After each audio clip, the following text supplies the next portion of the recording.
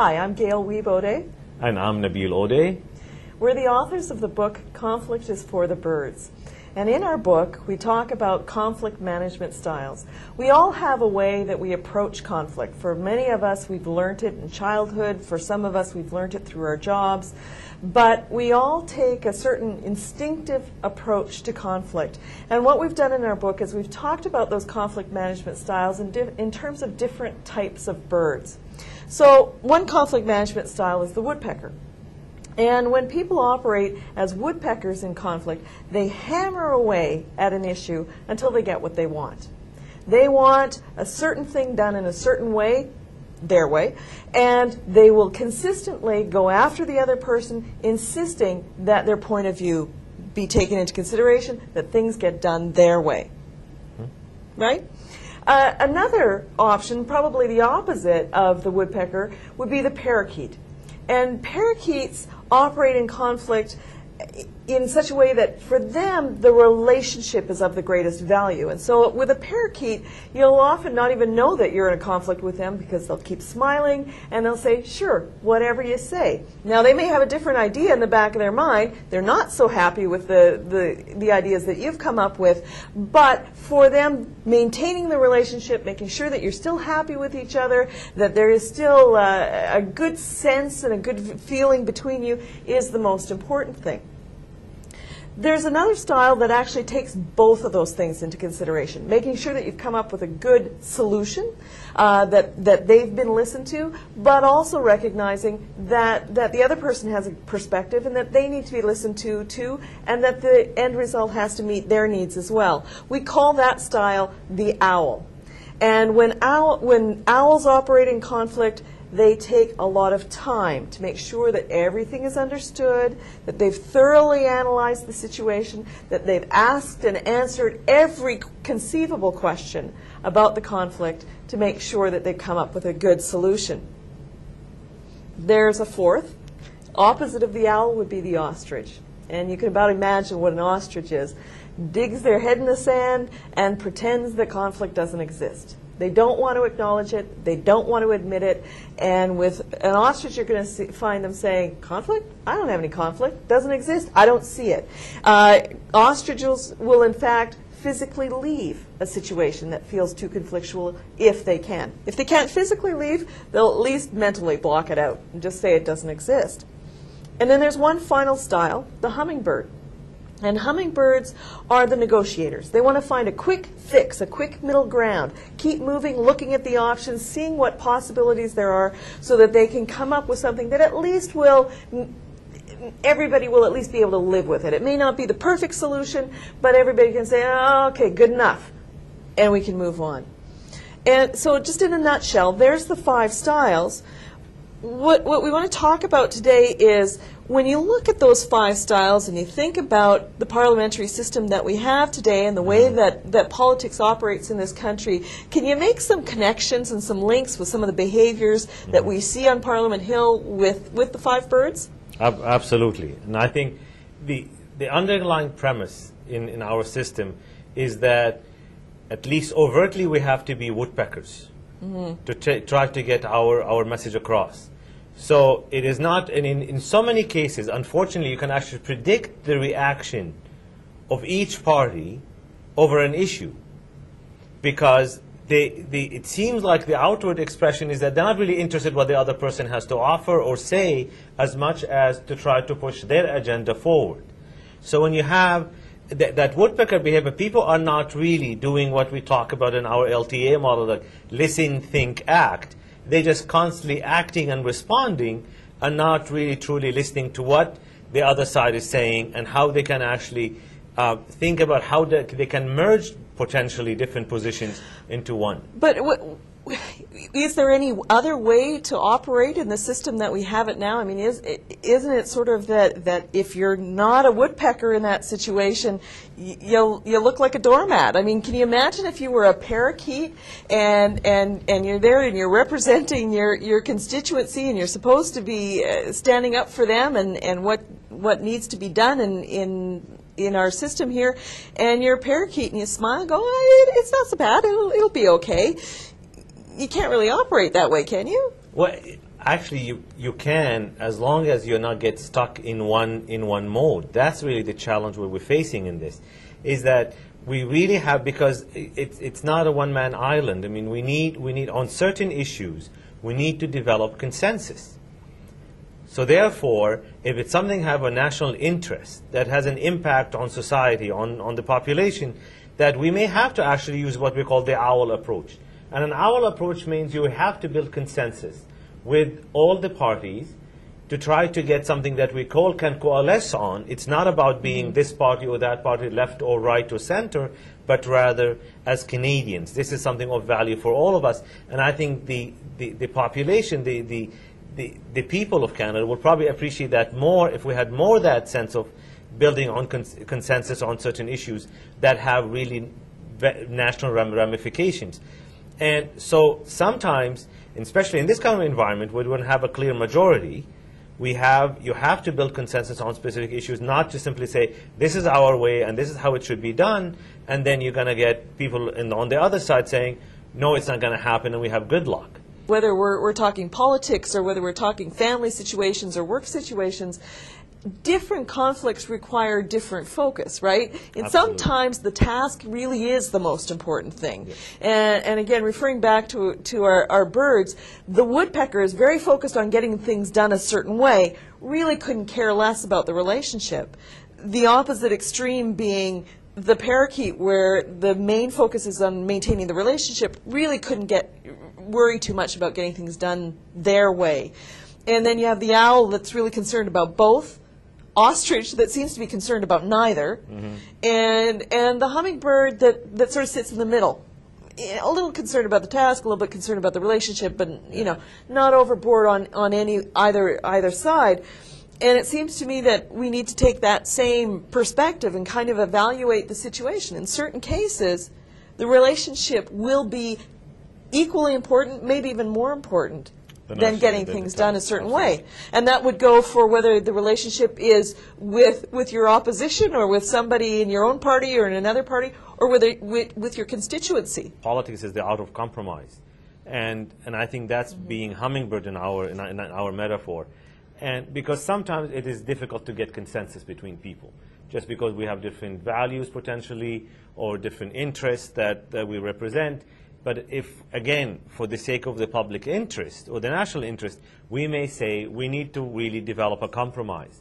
Compromise does not mean selling out, and that's part of the challenge we always see with people saying, well, I don't compromise, I'm principled, I just stick to my guns. And I'm going, well, we live in a world that there's a give and take, and sometimes we cannot win completely, our position without taking into account some other people's position and come to some sort of a middle ground that we can actually all agree on to solve a specific problem.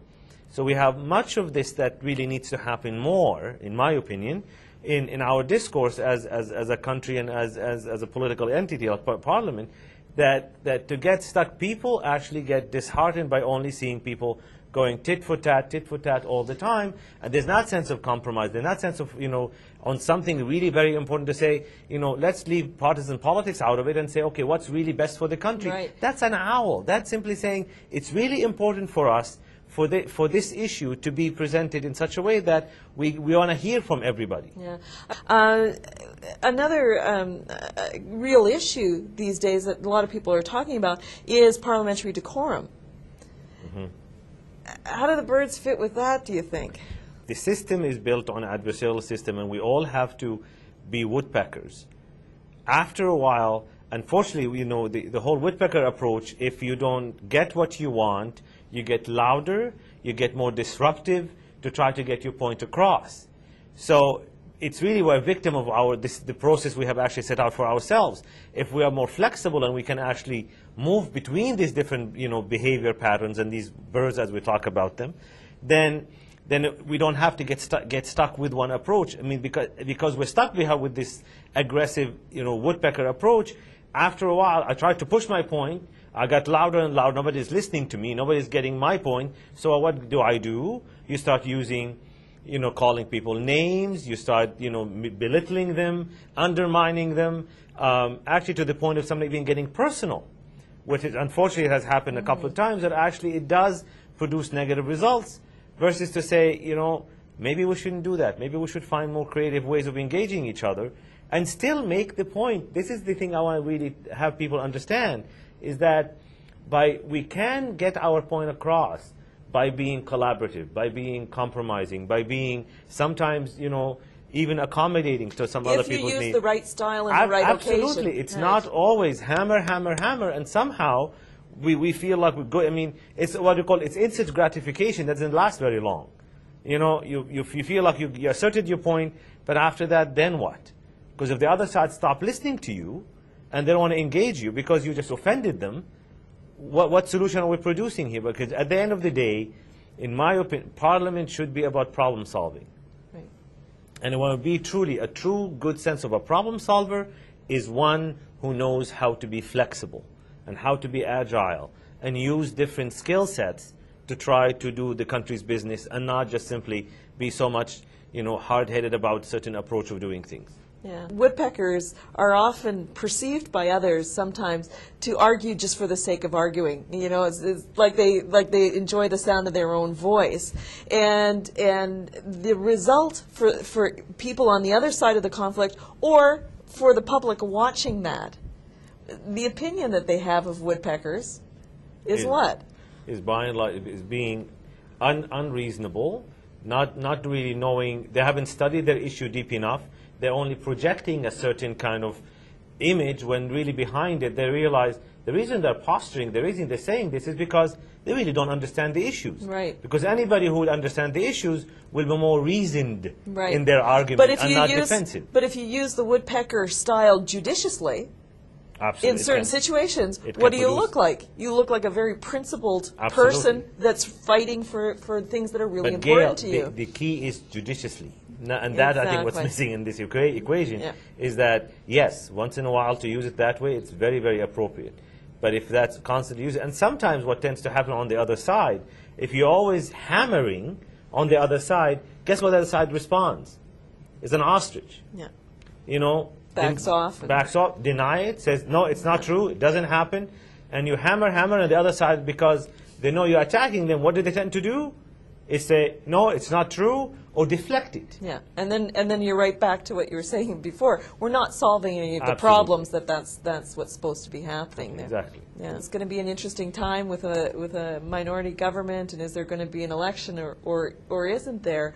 You have some thoughts about how to think about conflict management styles and how that can maybe help go through this interesting year ahead? I think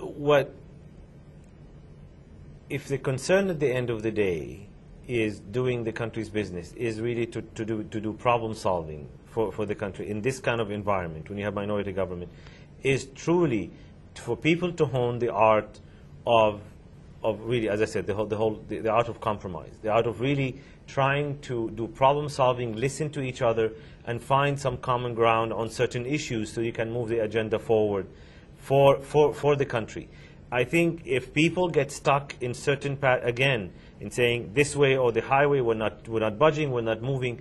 Or if they're denying, like an ostrich, absolutely, it's not happening. There's nothing is happening. You are going to have, you know, other people start coalescing against you, and we may have potentially, you know, earlier election if that happens. But I think the people want to see a working parliament. They want to see people who are actually doing, you know, again, doing the people's business and really trying to get some sort of some solution to really we're facing very serious real issues in this country that I think, you know, again, taking the opportunity of a minority government. Right. To build, to really coalesce people over issues. Yeah. Versus, and that you have to be, if you become masterful at it, it really can produce very good results. Certainly in our practice, what we've experienced, where the hummingbird approach is so valuable, is when you've got a large group of people, a lot of different ideas about what's the right thing to do, and you can get stuck. And you're not moving anywhere. Mm-hmm. And by finding some compromises, by finding some quick solutions, at least to some things, it helps the whole process move ahead. Yeah. And it doesn't mean that everything's going to be resolved right away. Doesn't mean even that some of those issues might not come back later on, but it at least allows you to move forward. Absolutely. We're in a minority government situation now, and everybody's talking about the fact that there's likely to be an election in the near future. So if you were advising our Prime Minister in how he should operate or what he could do so that he can keep his job through this time, do you have some thoughts about that? One of my best advice I can give a person in that type of position is choose your battles. I think it's really, really important for, in this kind of environment, to be seen as a leader that can go above the fray, in a sense, that you really find on the issues that matter, you can be very principled at, be a woodpecker, that you come across as a person who's assertive, here's what needs to happen, and I really believe in this, in the rightness of my cause, what needs to happen. But if consistently that he only uses that metaphor and doesn't move into other things, to be seen as a consensus builder with the other parties, to engage the population, to really work on compromises, and sometimes on some issues it may be important to him, but to say, you know what, there's no appetite in the nation for this. So maybe I need to play the ostrich. I need to actually say, I will set this aside. It is not the right time for it. And best of all, a good sign of leadership is really to be a parakeet to some extent, to be able to accommodate. So if we really, if I was advising him on a daily basis, so really to choose on daily basis for the next while, to ask the question, you know, how important is this issue to the country, and how important is this to me, and how we can actually build, you know, really an appropriate constructive solution to this problem, that the country can move on and move forward. And I think if you can do that, I think you have less appetite in the country for change than if they see non-movement, you know, ineffective, you know, governance, and Parliament is bickering and fighting all the time. Then people say lack of adaptability. Absolutely, people are looking for something different then.